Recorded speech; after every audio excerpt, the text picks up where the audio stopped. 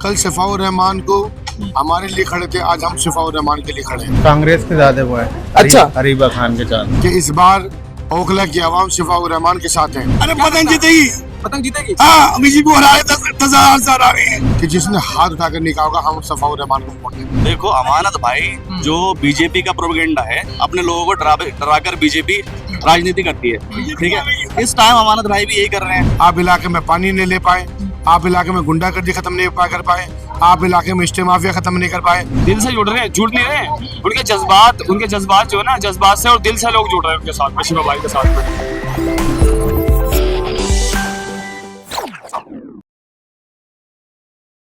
दिल्ली के मुगलाई जायकों के दीवाने हैं तो फिर गोश्ताना आइए। शानदार इंटीरियर, आरामदेह मजलिस और खूबसूरत समा के साथ, जहां हर डिश में बसी है दिल्ली के खास खानों की रूहानी महक, जायका जो दिल को छू जाए। Address Jamia Nagar, hotel river view, ठोकर नंबर 3, अबुल फजल इनक्लेव।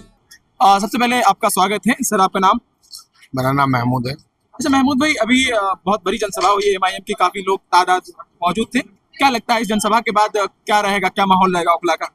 देखिए, ओखला का माहौल तो बदल चुका है। ओखला के माहौल में आपने देखा भी होगा, जब जनसभा में मौजूद थे तो हमने लास्ट में एक ही बात तय की थी, क्या आप वाकई शफाउर रहमान के साथ में हैं? क्या जो उनकी वाइफ उनके साथ में है, क्या आप उनके बच्चों के साथ में, उनके परिवार के साथ में हो? क्या आप पतंग को वोट देंगे? तो अगर अब आप पतंग को वोट दे रहे हैं, ईमानदारी से हाथ उठा के बता दीजिए, अगर दे रहे हैं तो ठीक है, नहीं तो फिर उस हिसाब से बात होगी।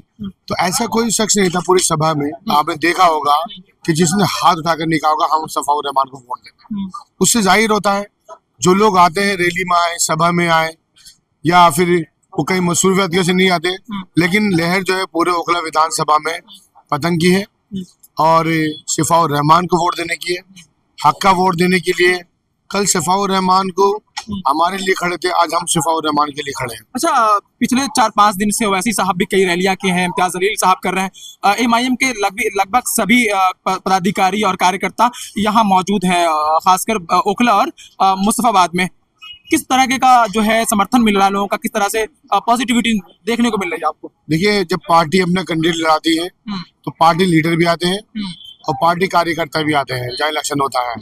ये परंपरा है, ये चली आ रही है। किसी भी पार्टी को उठा के देख लीजिए, कोई पार्टी ऐसी नहीं है जो अपने लीडर को ना बेचती हो, अपने कार्यकर्ता को ना बेचती हो।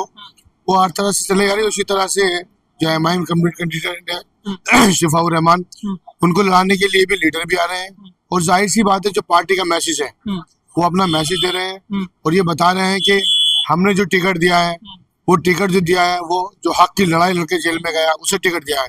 किसी चोर, किसी बदमाश, किसी गुंडे, किसी मवाली या किसी भ्रष्टाचारी को इन्होंने टिकट नहीं दिया। वो अपना मैसेज दे रहे हैं आकर, और मैसेज बहुत साफ है कि इस बार ओखला की आवाम शफाउर रहमान के साथ है।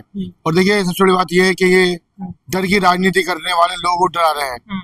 ये कहते हैं बीजेपी जीत जाएगी, जैसे विधायक साहब कहते हैं बीजेपी जीत जाएगी, दूसरी तरफ दूसरे मंच पे खड़े होते हैं कि बीजेपी को 40,000 वोट मिले हैं। या तो आप ये कहिए कि बीजेपी को 40,000 वोट मिले, ये कहिए बीजेपी जीत जाएगी।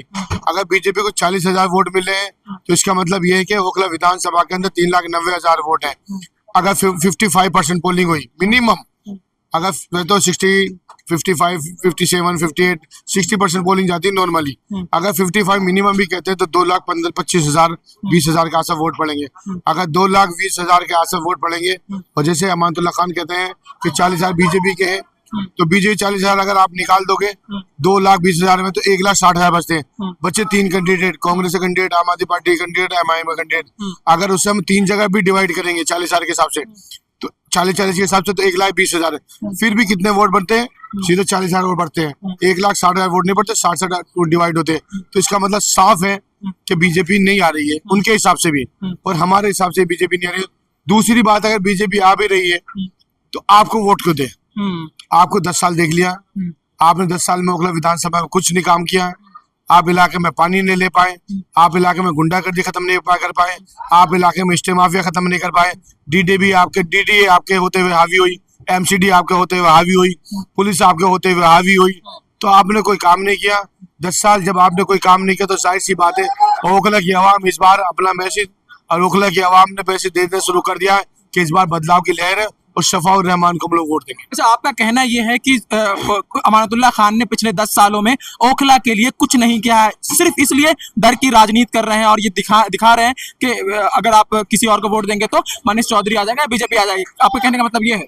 नहीं, देखिए ऐसा है, अगर डेवलपमेंट करते हैं ना कोई आदमी, नुमाइंदा डेवलपमेंट करता है तो अपने डेवलपमेंट के काम कराते हैं। मैंने ये काम किया, मैंने वो काम किया, मैंने ये काम किया, मैंने वो काम किया, मैंने वो काम किया, 50 काम गिनवाए जाते हैं। जब आपने काम ही नहीं किया तो जाहिर सी बात है कहीं ना कहीं आपको एक दूसरा पहलू उठाना पड़ेगा। आप काम करते तो आपका काम बताते, और अगर आपने काम नहीं किया तो आपका दूसरा एंगल निकलेगा, दूसरा पहलू निकलेगा। आप अपना दूसरा पहलू बताएंगे कि किस तरह मैं जीत सकता हूँ। वो डर की राजनीति कर रहे हैं, बीजेपी जीत जाएगी। कोई काम की राजनीति कर नहीं सकते तो डर की राजनीति कर रहे हैं। डर की राजनीति होती है, ये ओखला है, और ओखला के जो लोग हैं, ओखला की जो आवाम है, वो डरती नहीं है, और वो एक तरफा वोट करती है, और अभी भी शफाउर रहमान को एक तरफा वोट करेगी। जब पिछली बार आपको एक तरफा वोट किया था तो 2,31,000 वोट पड़ा था, कांग्रेस को 5300 वोट पड़ा था। आपके भी इस बार शफाउर रहमान को 1 लाख से ऊपर वोट पड़ेगा, और इंशाल्लाह शफाउर रहमान जीतेंगे, MIM जीतेगी। अच्छा, आपने कहा कि 10 सालों में कि अमानतुल्लाह खान ने काम नहीं किया। आप सोशली और पॉलिटिकली बहुत एक्टिव रहते हैं, हम देखते रहते हैं आपको। क्या जनता में ये नाराजगी देखने को मिल रही है, या जनता आपसे कहती है कि अमानतुल्लाह ने 10 साल में काम नहीं किया है तो हम उसको वोट नहीं देंगे? नहीं, नाराजगी बहुत ज्यादा है। नाराजगी बहुत ज्यादा है। जो रोड खुदिया वो 2-2 साल में बने हैं। जहाँ आप खड़े हैं, जो गली है, इससे पीछे वाली गली वो 5 से 7 साल में बनी है। आई ब्लॉक वाली 5 साल में गलियां बनी है, जो खुद के 2-2 साल में रोड बने हैं। अगर आप भी कहते हैं कि मैं परेशान था, अगर आप 2 साल परेशान थे, 2 महीने जेल में रहे, 2 साल आप परेशान है, आपके साथ जेल में के जेई थे काम करने वाले, वो जेल में थे क्या? यही जेल में थे क्या? एग्जीक्यूटिव इंजीनियर जेल में थे क्या? जो जितना डिपार्टमेंट काम करता है इलाके में, वो जेल में थोड़ी था। जेल में आप कहते हैं, अगर आप हो सकता है परेशानी में है तो परेशानी में 2 महीने की 2 साल आप नहीं थे इलाके के अंदर। और जो डिपार्टमेंट काम करते हैं, जो वॉलंटियर काम करते हैं, वो तो सब यही थे। तो आपकी ये जिम्मेदारी बनती थी, आप इसे काम टाइम पे कराते हैं। 2-2 साल रोड के खोद के डाल दिए, 2 साल गली खोद के डाल दिए, दुनिया भर का नुकसान हुआ, दुकानें बंद हो गई, लोग किराए नहीं दिया जाएगा, दुकानें खाली हो गई, जिनके मकान थे कूद के निकलते थे, किसी का हाथ टूटा, किसी का सर टूटा, बच्चे स्कूल नहीं पहुंच पाए, हॉस्पिटल नहीं पहुंच पाए, बहुत परेशानियां उठाकर सामना करना पड़ा। अच्छा, अमानत साहब ये कहते हैं कि पिछले शुरुआती 5 साल में हमने चीजों को सीखा, हम नए थे तो हमने सीखा। अगले 5 साल में बहुत बार उन्हें परेशान किया गया CBI ED के जरिए। अब जो मौका आएगा तो वो ओखला के विकास के लिए काम करेंगे, ऐसा आश्वासन दे रहे हैं वो। देखिए, सीखने का टाइम नहीं होता, सीखने का टाइम होता है। बहुत लंबे टाइम से राजनीति कर रहे हैं, ऐसा कोई बात नहीं है, ये सब करने वाली बात है। और जहाँ तक बात है फंड जो मिलता है, आपको मैं बता दूं, हर साल का 10 करोड़ में मिलता है। अब 15 करोड़ हो गया है। 10 साल में 100 करोड़ रुपए का फंड हुआ। 100 करोड़ का जवाब दे दे विधायक जी, मान जाएंगे 100 करोड़ रुपए कहाँ लगाया। 100 करोड़ का जवाब ही नहीं दे पाएंगे, क्योंकि काम ही नहीं हुआ इलाकों के अंदर।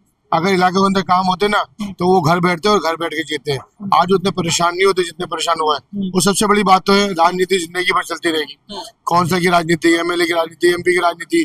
आज जरूरत है उस मजलूम के साथ खड़े होने की, जो 5 साल से अपने बच्चों से नहीं मिल पा रहा, अपनी बीवी से नहीं मिल पा रहा। उसका गुनाह सिर्फ ये था कि वो कौम की आवाज उठा था, अपने मुल्क की आवाज उठा था, CNRC के खिलाफ प्रोटेस्ट कर रहा था।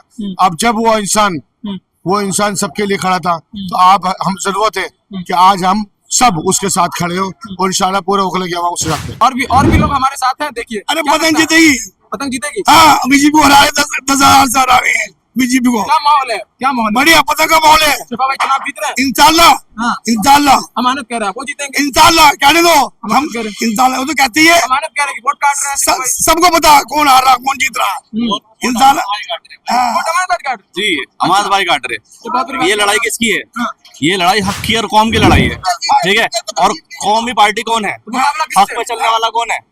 ठीक है, वो मुकाबला आप बताओ, ये लड़ाई हक की लड़ाई है। हक की लड़ाई है। कौमी पार्टी कौन सी है और हक पे कौन चलने वाला है? ठीक है, ओवैसी साहब, तो हम तो एक तरफ हैं। अब वोट काटने की बारी उनकी है, वो काट रहे हैं वोट। सीधी लड़ाई आपका कहने का मतलब है कि शिफा भाई जी। और बीजेपी में हो रही है। देखो अमानत भाई, जो बीजेपी का प्रोपेगेंडा है, अपने लोगों को डराकर बीजेपी राजनीति करती है, ठीक है। इस टाइम अमानत भाई भी यही कर रहे हैं। अच्छा, ओखला के गढ़ में खड़े हो गए, मुसलमानों के गढ़ में खड़े हो गए, आप बीजेपी को डरा रहे हो कौम से। तो ये क्या बीजेपी वाला प्रोपेगेंडा नहीं है?